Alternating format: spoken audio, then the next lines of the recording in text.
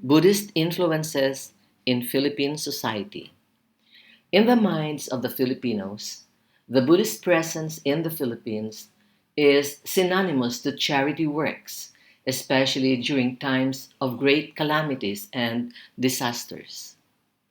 But with the advent of Fokwang Shan, the biggest order of humanistic Buddhism in the world, the cultivation and spread of the Dharma has been delicately and continuously integrated into the school system. First, through its educational arm, Guangming College in Manila and in Cebu, that anchor its academic program on arts and culture.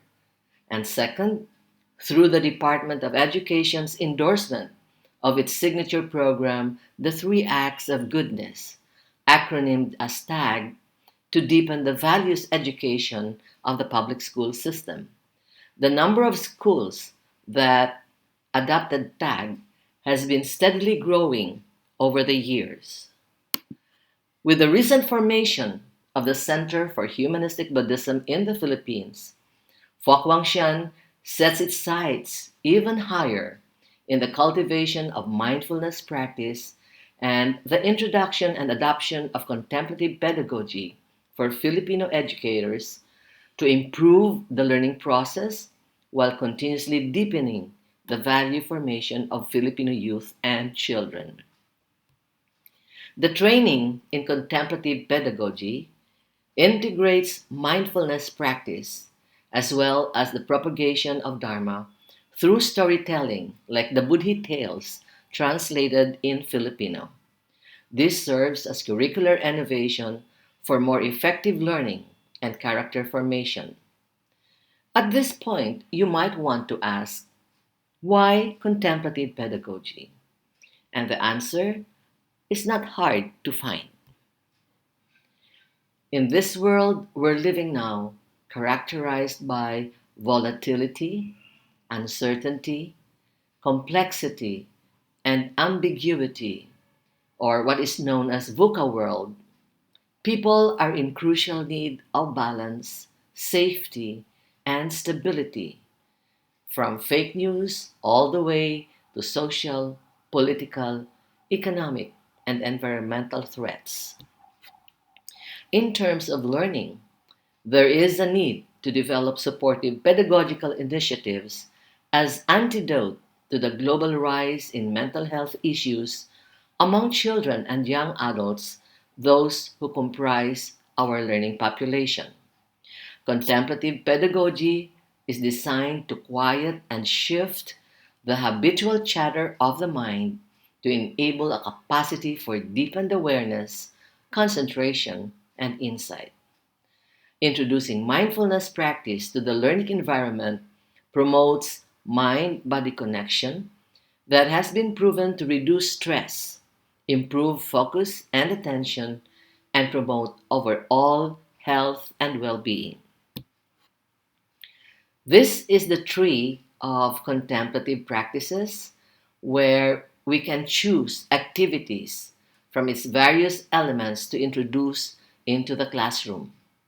First, bringing stillness to both body and mind. Second, generating loving kindness and enhancing creativity like journal writing or any other art form, singing, painting, or becoming a social activist through volunteer work or enhancing relationships through deep listening or storytelling, encouraging movement like walking meditation or yoga, or establishing a sacred personal space like retreats or participating in sacred rituals or ceremonies. So, contemplative pedagogy has this source of knowledge about activities that can achieve its desired outcome of developing focus and concentration, as well as establishing mind body balance. My model of contemplative or compassionate pedagogy is derived from the design of Venerable Master Zhu, my teacher at Nantian Institute, who heads the Humanistic Buddhism Center at Nantian and program chair of the courses in Applied Buddhist Studies and Humanistic Buddhism. At this point, you might want to know, what is contemplative pedagogy? So here, contemplation comes from the word contemplare, a Latin word, which means to observe, consider, or gaze attentively, thus fostering a deeper sense of focus and presence in the process of learning.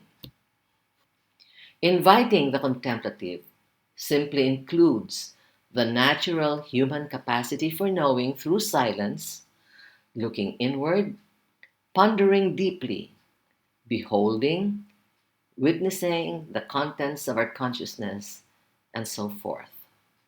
These approaches cultivate an inner technology of knowing and thereby a technology of learning and pedagogy. Contemplative pedagogy is designed to quiet and shift the habitual chatter of the mind to enable a capacity for deepened awareness, concentration, and insight. Mindfulness meditation is the process of quieting the mind via the breath with basic instructions to observe the flow of thoughts from a non judgmental space, a practice crucial in the developing of acceptance, tolerance, and compassion for oneself and others. So, here are the activities within the day inside the classroom and the mindful activities that come with it. Starting the day with this 5-minute morning exercise is what we call mindful check in. And this now sets the day for a fresh, calming, focused, and unhurried mood that makes one ready and open to what the day brings. In an intensive course that requires so much time for reading background materials or listening to pre recorded videos, this shift in mental pace allows a more introspective perspective by which the mind receives and processes information. During class and after heavy lectures or discussions, an occasional 3-minute silent sitting with music provides the necessary neural break from cognitive tasks. Then we have what we call reflective writing or journaling. Venerable Dr. Jue recommends journaling as part of the course structure for student learning, where course assessment essays may be derived from. Learning intentions are jotted down in the beginning and serves to guide the learning progress towards their achievement or fulfillment. Literature suggests that journaling can occur at any time during class. When performed before the session begins, students empty their minds of distracting thoughts. They may also use the time to develop questions and insights before the class begins. If journaling is performed as a brief pause during the session, students may reflect on the class thus far or list questions and contributions they wish to give and or write any personal thoughts that are causing some stress or anxiety. When performed at the end of the class, journaling prompts students to reflect on the class session, to summarize key points, and create a schedule for their upcoming week. A more important aspect of contemplative or compassionate pedagogy is self care. This comes with bio break. The aspect of self care in a technology driven medium is emphasized in Dr. Jue's classes, allowing small breaks to give respite to the mind and relieve tensions in the body. The process worked very well in a span of a 5-day intensive with loads of lectures that can easily saturate the mind or weary the soul. After the bio break, we do some bio stretches by which we gain balance between mind and body. And similarly, the regular polling to check the mood of the class indicates sensitivity on the part of the teacher to consider mental, physical state of learners. Again, very thoughtful and kind consideration is accorded to learners. Then another important aspect of learning via contemplative pedagogy is small group learning. Small group discussions are effective, particularly in online classes where the medium does not allow the energy and dynamics of face to face interactions. Usually, this is another pedagogical skillful means that provides the structure of I thou consciousness, where fresh first person subjective realities are matched or reconciled with second or third person perspectives, establishing an important dialogue between individual and society.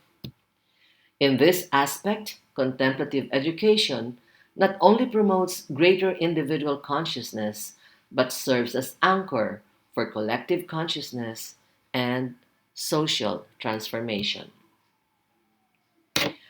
Then there is the after class support.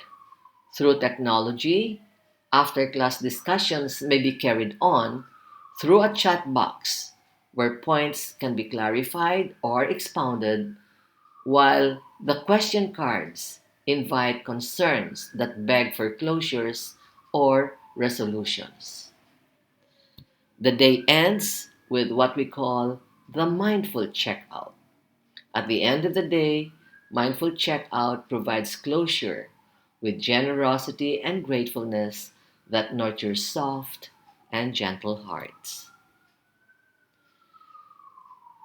Impact on teaching and learning. It has been observed that teachers and students become more focused with greater sense of the here and now when they engage in contemplative practices within the classroom, such as guided meditation, journaling, silent sittings or observation, deep listening, exercises with the body, and free writing. Contemplative pedagogy, as exemplified by Venerable Dr. Zhuwei, is a 21st century educational innovation, and this serves as model in managing stresses and stressors attendant to present-day technology-driven life as well as online classes. What I find most interesting, though, is its ability not only to promote reflective and authentic learning, but it also works towards the formation of respectful, peaceful, and ethical people. Scholars of contemplative pedagogy suggest the seven stages of contemplative inquiry. Number one is respect, followed by gentleness, followed by intimacy, participation, vulnerability, transformation, and insight. Contemplative knowing has been proven fundamental in accessing deep insights in the development of wisdom and deep understanding. It is learning beyond education, and the world needs it now. And so it is in this area that Fok Wangshan, through the Center for Humanistic Buddhism in the Philippines, would like to contribute in the transformation of Filipino learners, especially young children and the youth. Thank you.